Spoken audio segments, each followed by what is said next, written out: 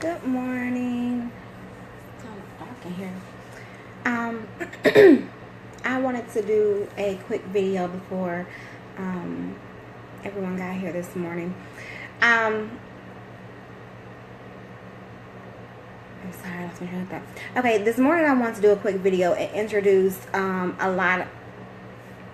introduce you all to who I am and what it is that I actually do. Because I'm realizing that I have a lot of followers who don't know exactly who I am and what I do. Well, first of all, my name is Victoria Long, and I am the owner of Shop Delaney's. It's an online clothing boutique for modern, where everything we try to keep is such a lady. And then I also have a nonprofit organization called The Confessions of a Lady, where we speak out against domestic violence and abuse, concentrating on girls ages, there go my light, girls ages 8 and up who have been molested and or raped and a product of domestic violence. I think I said that. The light threw me off. And I do what's called a confession every night at about 10 o'clock, whether it's me actually doing it while I'm awake or I actually do them on Sundays, and I set it out for the week. But what I'm realizing is a lot of you all don't know who I am personally, and I've shared my testimony several times on Facebook, but I just wanted to personally let you all know exactly who I am. I started the organization after encountering a very nasty relationship for about 2.5 years with someone, and it just put me in a place of, my heat is on, put me in a place of depression. And I sat there for a very long time. Well, looking back on life, I realized that I was depressed most of my life. Throughout school, just being bullied, being called all kinds of names, and then that birth, always having like acceptance issues and things of that nature. And so when I came to Alabama in 2014, I tried to what is called reinvent myself, and that didn't really work out. So I ended up meeting this guy, and it was very, like I said, very tragic, it put me in a very depressive state for a very long time. And even after living that relationship, I still was battling with depression really bad. And it got so bad after I had my daughter, I tried to commit suicide. And after trying to commit suicide, it didn't happen. That wasn't the first time. It was actually like my 5th time. And the last time in 2013, I did it because I felt like I just couldn't take anymore. I felt like life had given up on me, and I was tired. I had given up on life. My daughter was 3 at the time. My daughter was 3 at the time, and I literally had gave up. I will never forget the night. It was it was July 13th, that night before. I had encountered a person from my past who had me very, very down, had me very low. And I remember going home that night and popping some pills. I had pills left over. Well, let me first start off. I've been in the mental health field for a very long time. My mother worked in it, so I have been around the mentally ill all my life. And so leaving there, I always had access to pills. I had them at my disposal. My friends had issues, so I would get pills from them. And so I remember this night I popped pills so much. I popped pills and I drank. And like I said, my daughter was 3 at the time. And I remember going in and out of consciousness, and lady was laying on top of me. And every time I would come back to the bottle of what I was drinking, she had moved. And so because I dealt with depression for so long, I got up that next morning like nothing ever happened.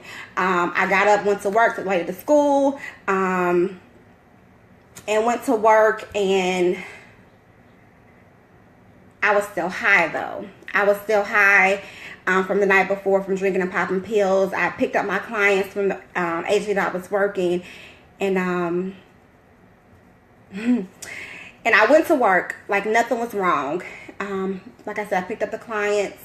I took them to a doctor's appointment, and the lady at the reception table, she thought it was from a different agency, and she began to speak to me, and I remember just like zoning out. My eyes were glared, and I remember seeing my reflection, and it was like I was having an out-of-body experience.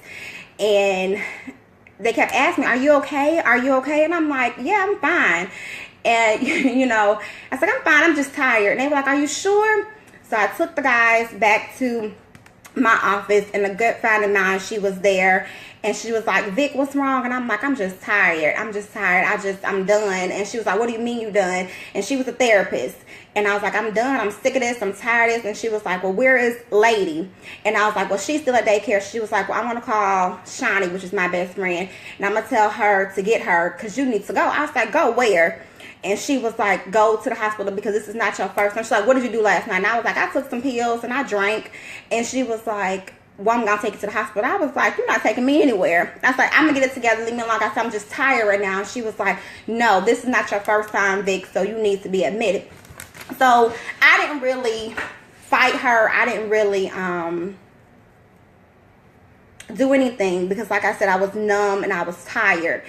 And I left, and she took me, her, and another one of the therapists on staff at the place where I worked. They took me to the hospital. And I remember texting people, like, trying to come get me. And they would take my phone. They was like, who are you texting? And I'm like, I ain't texting nobody. And they were like, well, who are you texting? I'm like, I'm not texting anybody. So I was texting everybody trying to come get me from Brookwood. Trying to speed the story up, I went... When they admitted me, because I had been in that field for so long, my admissions counselor was somebody I had previously worked with. And he said to me, why are you here, Vic? And I remember just looking at him like, I'm on the nut floor. What do you mean, why am I here? Clearly, I've done something to myself that my friends feel that I need to be here. So I didn't say nothing. So my friend, she spoke on my behalf. And I went in there, and I remember sitting there and like, I can get out of this. And you know how you sometimes you're in a situation where you feel that you are that you're in a dream. So I went to sleep. They admitted me. I remember being in a room. Another lady who I had worked with at another agency, she came in my room and she said, I just couldn't believe that it was you in here. I couldn't believe when they told me you was here and I looked at your name on the roster, I couldn't believe it was you. And so me being me, I looked at her and I told her, nothing. If looks could kill, she would have been dead that day. Because I'm like, duh, you know, whatever. I'm in here. I tried to commit suicide for the 5th time in my life. And I took some pills. And my friends think that I'm crazy. And I'm just depressed. I'm really depressed. I had given up on life, like I said before. And I was sitting there. And after about 2 days on the admin unit, they had pumped me with all these pills. And I tried to get my daughter to come to me. They said that she couldn't come. And so, of course, I went to deeper state of depression because Lady has always been like, and always is like my comfort zone, like my reason. And I remember they finally let me go down to the bottom floor. And I'm thinking I'm getting ready to get out. I'm getting ready to be able to go home. I'm looking at all these people, you know, they're popping pills. They're talking about how they popping pills. They're talking about how, you know, they try to swallow a fork and they talking about all this. And I just kept thinking like, this gotta be a dream. Like, how am I on the other side of the nut house? Where are my keys to get out? And I'm like, oh my gosh, I can't believe I'm here. But still not knowing that my illness was so terrible. And I never forget, I went in to see the psychiatrist one day, and I'm thinking I'm getting ready to get out, so I'm trying to tell him everything that he needs to say to get out, for me to get out of the hospital. And he looks at me and he says, Miss Long, you are no longer a counselor, you are now a patient. And I remember just bawling and crying and throwing a fit and screaming. And they told me if I did not settle down, that they were going to keep me there for longer. And only reason why I got out, I spent 3 days and 4 nights in the hospital. And the only reason why I got out was because I was supposed to go to an outpatient stay. But I'm thinking, if I stop work, well, how am I going to pay for all, you know, my bills, the things that have me stressed out? And I remember leaving there and seeing a counselor for a very long time. And I still dealt with it. That was in 2013. Am I suicidal? Am I still suicidal? No. However, I say all that to say that depression is real. Depression and suicide is very real. You need to, if you feel that you are in that place, that sunken place, you need to seek help. You need to get counsel. I was very good at what the things that I have done, and I'll share that maybe later. But depression is real, and I see it up and down my timeline, and I see some people saying it as a joke, but it's not a joke.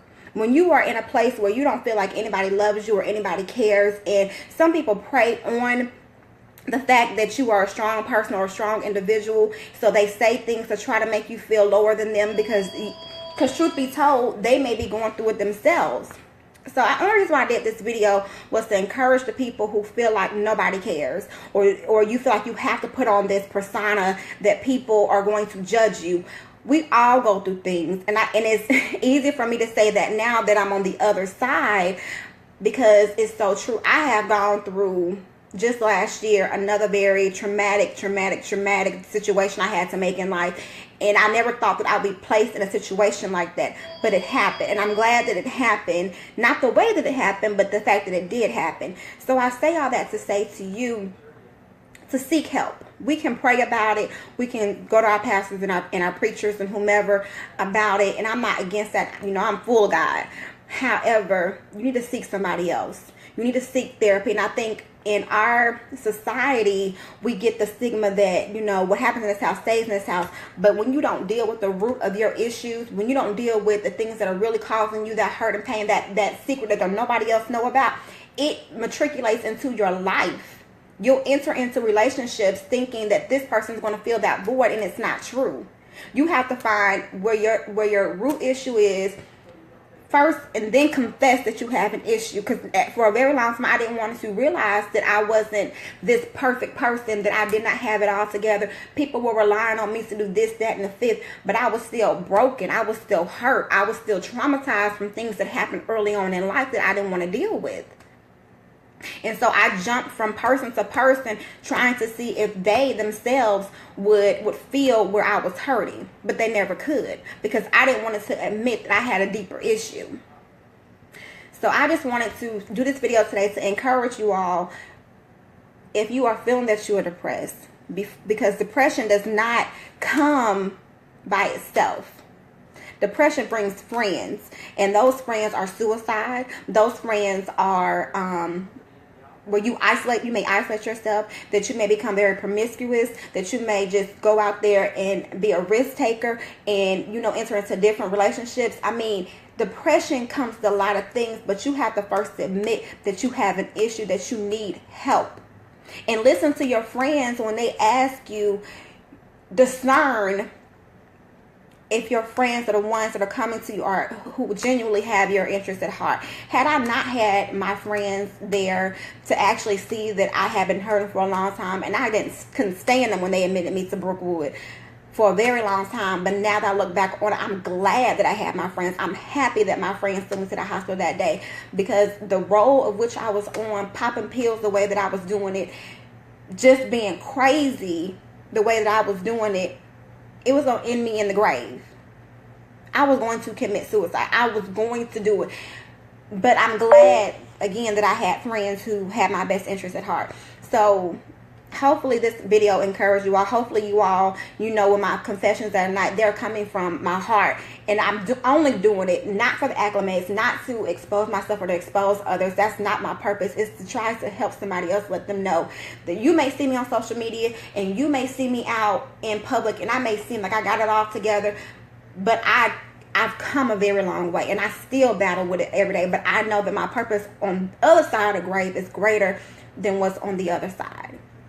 So this is me, Victoria Long, owner of Delaney's and the Confessions of a Lady. And I hope this helps someone.